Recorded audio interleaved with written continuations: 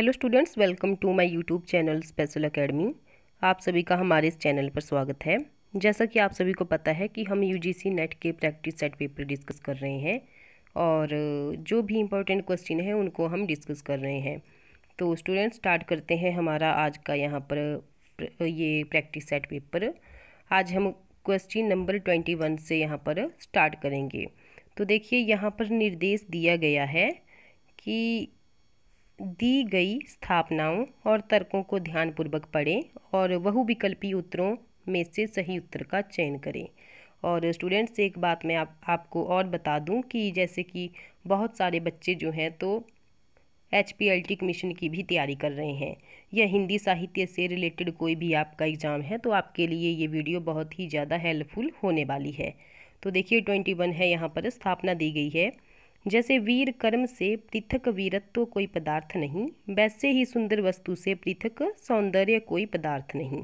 और तर्क दिया गया है, सौंदर्य मनोगत नहीं होता, वस्तुगत होता है। तो हमें यहाँ पर बताना है कि यहाँ पर कौन सा ऑप्शन जो है तो सही है।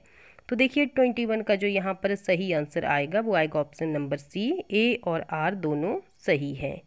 ए और आर जो है तो यहाँ पर दोनों सही हैं। जैसे वीर कर्म से पृथक वीरत्व कोई पदार्थ नहीं, वैसे ही सुंदर वस्तु से पृथक सौंदर्य कोई पदार्थ नहीं। और तर्क था इसमें, सौंदर्य मनोगत नहीं होता, वस्तुगत होता है। तो दोनों जो तर्क हैं यहाँ पर वो सही है। बढ़ते हैं नेक्स्ट क्वेश्चन की तरफ। नारी का आकर्षण पुरुष को पुरुष बनाता है और उसका अपकर्षण उसे गौतम बुद्ध बना देता है। और तर्क दिया है यहाँ पर, गौतम के वैराग्य में यशोधरा के प्रति अपकर्षण नहीं बल्कि बुद्धत्व प्राप्ति के लिए उनका संकल्प कारणभूत था। तो देखिए यहाँ पर जो है तो ऑप्शन दिए गए हैं, हमें बताना है कि कौन सा ऑप्शन यहाँ पर सही है। तो 22 का जो ऑप्शन सही होगा वो होगा ऑप्शन नंबर डी। ए सही है बल्कि आर गलत है। देखिए स्थापना यहाँ पर बिल्कुल सही बताई गई है कि नारी का आकर्षण पुरुष को पुरुष बनाता है और उसका अपकर्षण उसे गौतम बुद्ध बना देता है। और तर्क दिया है यहाँ पर, गौतम के वैराग्य में यशोधरा के प्रति अपकर्षण नहीं बल्कि बुद्धत्व प्राप्ति के लिए उनका संकल्प कारणभूत था। तो बढ़ते हैं नेक्स्ट क्वेश्चन की तरफ। नेक्स्ट है यहाँ पर, भक्ति और प्रेम दोनों में समर्पण का तत्व समान है। और तर्क है, भक्ति और प्रेम स्व के परित्याग से संभव है। तो देखिए यहाँ पर कौन सा ऑप्शन जो है तो सही है। तो ए और आर जो है तो दोनों सही है। नेक्स्ट है यहाँ पर, देखिए स्थापना है, रहीमन पानी राखिए बिन पानी सब सून, पानी गए नौबरे मोती मानुष चून। और तर्क दिया है यहाँ पर, धन बल सत्ता बल के आगे पानीदार मनुष्य भी असमर्थ और निरीह है। तो देखिए कौन सा ऑप्शन यहाँ पर सही है। तो 24 का जो यहाँ पर राइट आंसर आएगा वो ऑप्शन नंबर बी। ए और आर दोनों सही है। नेक्स्ट है, स्थापना है यहाँ पर, काव्य में भाव पक्ष और कला पक्ष दोनों असंपृक्त है। और तर्क दिया है, रचना में भाषा और संवेदना परस्पर आश्रित है। तो देखिए कौन सा जो ऑप्शन है वो यहाँ पर सही है। तो यहाँ पर आएगा ऑप्शन नंबर बी। ए और आर दोनों सही है। ऑप्शन नंबर बी यहाँ पर सही हो जाएगा। नेक्स्ट क्वेश्चन है, स्थापना है हमारे पास, प्रेम गली अति सांकरी तामे द्वैनस माए। और तर्क दिया है, प्रेम मनुष्य को सीमित कर देता है। तो देखिए कौन सा ऑप्शन यहाँ पर सही होगा। तो 26 का आएगा हमारे पास आंसर ऑप्शन नंबर ए। यहाँ पर दोनों तर्क जो हैं तो सही हैं। ए और आर दोनों सही हैं। नेक्स्ट है यहाँ पर, स्थापना दी गई है, जो ज्ञान मानवता को पीस डाले वह ज्ञान नहीं कोहलू है। और तर्क दिया है, सच्चा ज्ञान मनुष्यता को उन्नत करता है, उसे नष्ट नहीं करता। तो देखिए यहाँ पर ऑप्शन कौन सा सही है। तो 27 का आएगा ऑप्शन नंबर बी। ए और आर दोनों सही हैं। बढ़ते हैं नेक्स्ट क्वेश्चन की तरफ।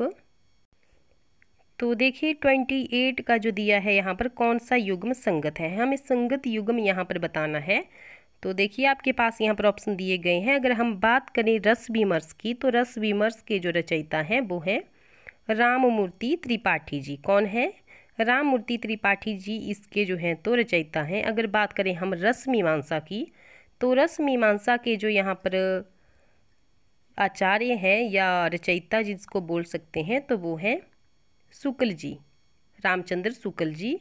अगर हम बात करें रस सिद्धांत की तो इसके जो प्रवर्तक हैं वो हैं, कौन है रस सिद्धांत के प्रवर्तक, प्रवर्तक नहीं सॉरी, इसके जो रचयिता हैं वो हैं नगेंद्र जी, नगेंद्र जी। और ये जो रचना है ये कब प्रकाशित हुई थी, तो ये प्रकाशित हुई थी 1965 में। तो रचनाएं हैं ये, जैसे रस विमर्श रचना किसकी है, राममूर्ति त्रिपाठी की, रस मीमांसा है रामचंद्र शुक्ल की, रस सिद्धांत है नगेंद्र की, और रसज्ञ रंजन है महावीर प्रसाद द्विवेदी की। अगर इस हिसाब से देखा जाए तो ऑप्शन कौन सा सही होगा, तो ऑप्शन नंबर डी यहाँ पर बिल्कुल सही आंसर आ जाएगा। बढ़ते हैं नेक्स्ट क्वेश्चन की तरफ। नेक्स्ट है, निम्नलिखित में कौन सा युग्म असंगत है।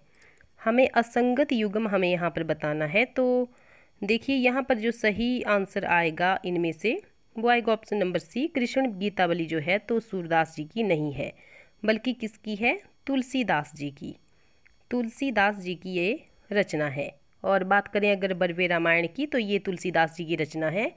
बरवे नायिका भेद ये रहीम की है, और विज्ञान गीता केशवदास जी की है। बढ़ते हैं नेक्स्ट क्वेश्चन की तरफ। निम्नलिखित में कौन सा युग्म असंगत है। हमें असंगत युग्म की पहचान करनी है। तो देखिए 30 का जो आंसर आएगा यहाँ पर वो आएगा यहाँ पर माधवी। माधवी जो रचना है वो किसकी है, माधवी रचना है भीष्म साहनी जी की, भीष्म साहनी जी की ये रचना है, और ये एक नाटक है। और प्रकाशित कब हुआ है, तो 1983 में ये प्रकाशित हुआ है। अगर बात करें हम द्रौपदी की, तो द्रौपदी के जो रचयिता है वो सुरेंद्र वर्मा जी हैं, उत्तर प्रियदर्शी के अज्ञे जी, और मृदुला गर्ग के एक और अजनबी। बढ़ते हैं नेक्स्ट क्वेश्चन की तरफ। तो देखिए नेक्स्ट क्वेश्चन है कि प्रकाशन काल की दृष्टि से कौन सा युग्म, कौन सा अनुक्रम सही है। तो हमें अनुक्रम बताना है प्रकाशन काल की दृष्टि से। तो अगर बात करें हम 31 की, तो इसका जो सही आंसर आएगा वो ऑप्शन नंबर सी यहाँ पर सही होगा, श्यामा स्वप्न, माँ, सती मैया का चौरा, और फिर सोना माटी। अगर बात करें हम श्यामा स्वप्न की, तो श्यामा स्वप्न के जो उपन्यासकार हैं, और ये सब जो है यहाँ पर रचनाएं वो किस विधा की हैं, तो ये है उपन्यास। अगर हम बात करें श्यामा स्वप्न उपन्यास की, तो श्यामा स्वप्न उपन्यास के जो उपन्यासकार हैं वो हैं जगमोहन सिंह जी, जगमोहन सिंह जी इसके उपन्यासकार हैं। और प्रकाशन वर्ष की बात करें तो 1888 इसका प्रकाशन वर्ष है। नेक्स्ट है माँ। माँ जो उपन्यास है वो किस उपन्यासकार का है, तो विशंभर नाथ शर्मा कौशिक जी इसके रचयिता हैं, विशंभर नाथ शर्मा कौशिक जी इसके रचयिता हैं। और अगर प्रकाशन काल की बात करें तो 1929 इसका प्रकाशन काल है।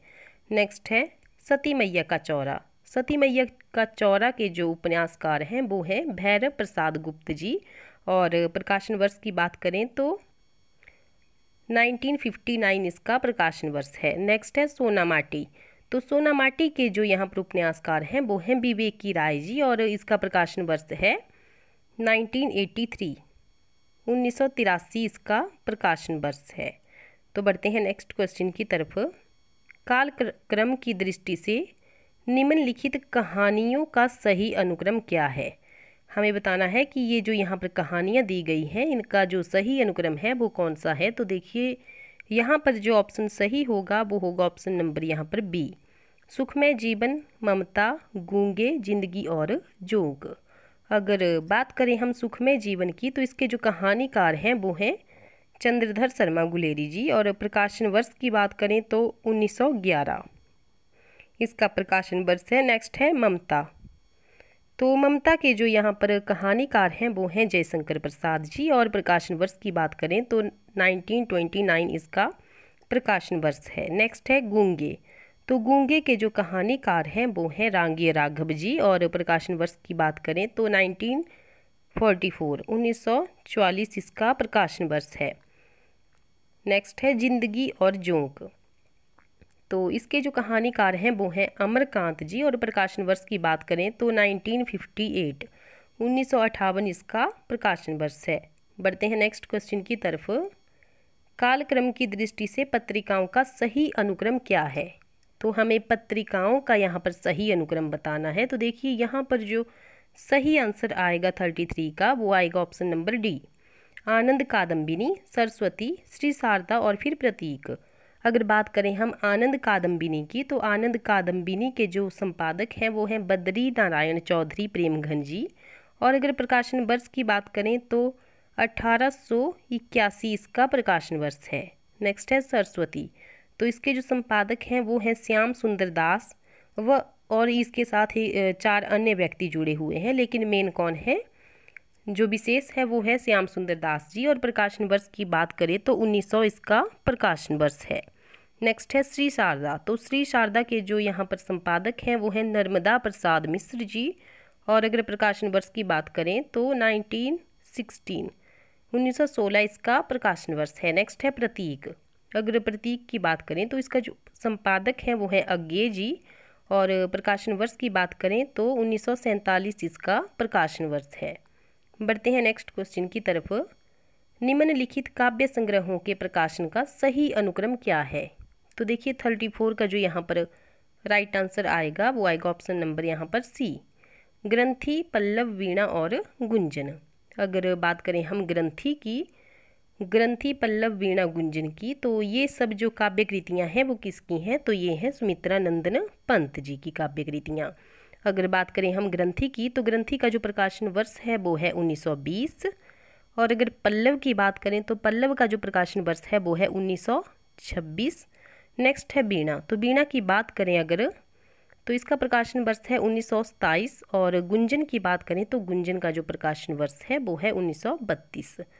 तो इस हिसाब से देखा जाए तो ऑप्शन नंबर सी यहाँ पर जो है तो बिल्कुल सही है। नेक्स्ट है कालक्रम की दृष्टि से यशपाल के निम्नलिखित उपन्यासों का सही अनुक्रम क्या है?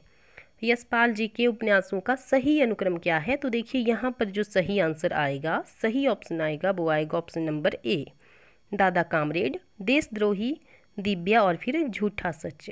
अगर बात करें हम दादा कामरेड की, तो इसका जो प्रकाशन वर्ष है वो है 1941, 1941। नेक्स्ट है देशद्रोही, अगर देशद्रोही की बात करें तो इसका जो प्रकाशन वर्ष है वो है 1943, 1943। नेक्स्ट है दिव्या, तो दिव्या की बात करें तो इसका प्रकाशन वर्ष है 1945। नेक्स्ट है झूठा सच, तो झूठा सच का जो प्रकाशन वर्ष है वो है 1958 इसका प्रकाशन वर्ष है। बढ़ते हैं नेक्स्ट क्वेश्चन की तरफ। कालक्रम की दृष्टि से निबंध संग्रह का सही अनुक्रम क्या है? तो देखिए कालक्रम की दृष्टि से निबंध संग्रह का सही अनुक्रम क्या है? तो इसका जो यहाँ पर सही आंसर आएगा वो आएगा यहाँ पर 36 का option number C, Shiv Shambhu के चिट्ठे, रसज्ञ रंजन, श्रृंखला की कड़ियाँ और फिर कल्पलता। अगर बात करें हम शिव शंभू के चिट्ठे की, तो इसके जो निबंधकार हैं वो हैं बाल मुकुंद गुप्त जी। और प्रकाशन वर्ष की बात करें तो 1877, 1877। नेक्स्ट है रसज्ञ रंजन, इसके जो यहाँ पर निबंधकार हैं वो हैं महावीर प्रसाद द्विवेदी जी। हमने ऊपर भी ये क्वेश्चन डिस्कस किया है। रसज्ञ रंजन के जो निबंधकार हैं वो हैं महावीर प्रसाद द्विवेदी जी। और अगर प्रकाशन वर्ष की बात करें तो 1920 इसका प्रकाशन वर्ष है। नेक्स्ट है श्रृंखला की कड़ियाँ, तो इस निबंध के जो निबंधकार हैं वो हैं महादेवी वर्मा जी। और अगर प्रकाशन वर्ष की बात करें तो 1942 इसका प्रकाशन वर्ष है।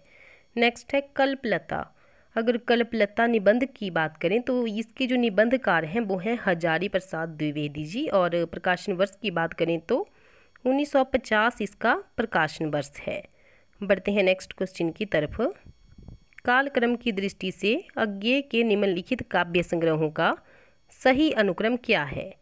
तो देखिए 37 का जो यहाँ पर राइट आंसर आएगा वो आएगा ऑप्शन नंबर यहाँ पर डी, यहाँ पर सही हो जाएगा। इत्यलम, हरी घास पर क्षण भर, कितनी नावों में कितनी बार और फिर सागर मुद्रा। अगर बात करें हम इत्यलम की तो ये किसके बताए हमने? अज्ञे जी के काव्य संग्रह हैं ये। अगर बात करें इत्यलम की तो इसका जो प्रकाशन वर्ष है वो है 1946।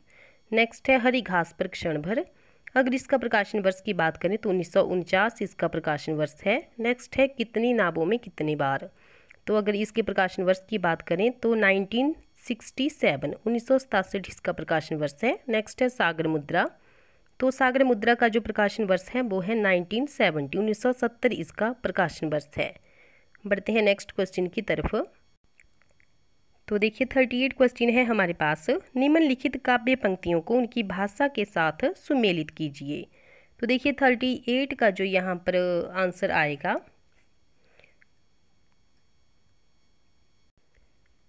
तो देखिए यहाँ पर हमें क्या करना है, काव्य पंक्तियों को उनकी भाषा के साथ जो है तो सुमेलित करना है। अगर बात करें हम यहाँ पर ऑप्शन नंबर ए की, जसुमती हरिपाल ने झुलाबे, तो इसका जो यहाँ पर मिलान होगा वो होगा ब्रज भाषा के साथ। नेक्स्ट है, तेही अवसर एक तापस आवा, तेज पुंज लघु बयस सुहाबा, तो इसका जो यहाँ पर मिलान करेंगे हम वो करेंगे यहाँ पर अवधि के साथ। नेक्स्ट है, अति रंग स्वामी सुमिली रति, बेटी राजा भोज की, तो यहाँ पर जो सही आंसर आएगा वो आएगा डिंगल। नेक्स्ट है, देखन है नगीना अंगूठी है जग, अंगूठी को हरकत नगीना है लग, तो यहाँ पर जो आएगा दक्षिणी ये भाषा है। नेक्स्ट क्वेश्चन की बात करते हैं यहाँ पर, निम्नलिखित क्रिया रचना को उनके सही भाषा के रूप में सुमेलित कीजिए। तो देखिए अयु अययु अययु, तो ये जो आएगी भाषा वो आएगी अपभ्रंश। नेक्स्ट है आइल, तो आइल भाषा आएगी भोजपुरी। आवा, आवा जो भाषा आएगी वो आएगी अवधी। नेक्स्ट है आयो, आयो आएगी ब्रज भाषा। बढ़ते हैं नेक्स्ट क्वेश्चन की तरफ। नेक्स्ट है हमारे पास, निम्नलिखित काव्य ग्रंथों को उनके रचनाकारों के साथ सुमेलित कीजिए। तो देखिए सतरंगिनी, तो सतरंगिनी आएगी यहाँ पर बच्चन जी के साथ। नेक्स्ट है सतरंगे पंखों वाली, तो सतरंगे पंखों वाली नागार्जुन जी। अणिमा आएगी यहाँ पर निराला, और रितंबरा आएगी यहाँ पर केदारनाथ मिश्र प्रभात जी। बढ़ते हैं नेक्स्ट क्वेश्चन की तरफ। निम्नलिखित पंक्तियों को उनके सही अलंकारों के साथ सुमेलित कीजिए। तो देखिए यहाँ पर जो सही होएगा, यहाँ पर मुख नहीं चंद्रमा है, मुख नहीं चंद्रमा है, तो अलंकार क्या है, अपहनुति। नेक्स्ट है चंद्र, मुख तो चंद्र ही है, मुख तो चंद्र ही है, तो ये आएगा रूपक। नेक्स्ट है मुख देखकर चांद का आभास हुआ, मुख देखकर चांद का आभास हुआ, तो ये भ्रांतिमान। नेक्स्ट है मुख है कि चांद, मुख है कि चांद, तो ये है संदेह अलंकार। बढ़ते हैं नेक्स्ट क्वेश्चन की तरफ। इन उपन्यासों को उनके लेखकों के साथ सुमेलित कीजिए।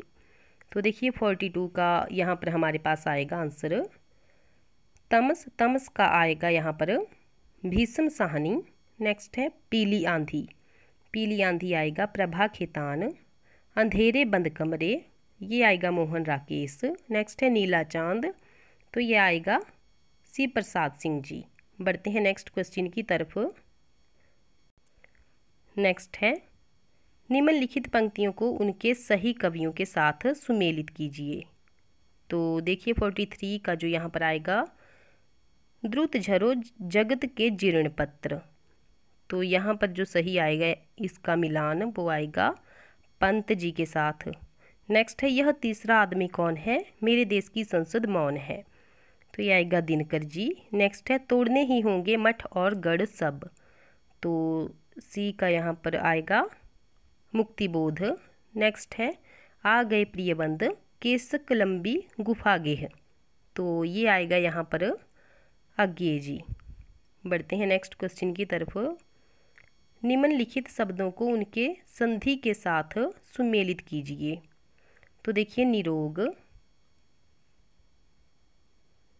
निरोग का आएगा यहाँ पर विसर्ग संधि।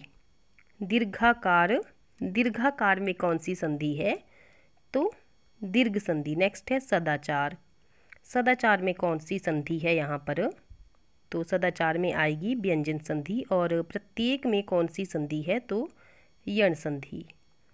बढ़ते हैं नेक्स्ट क्वेश्चन की तरफ।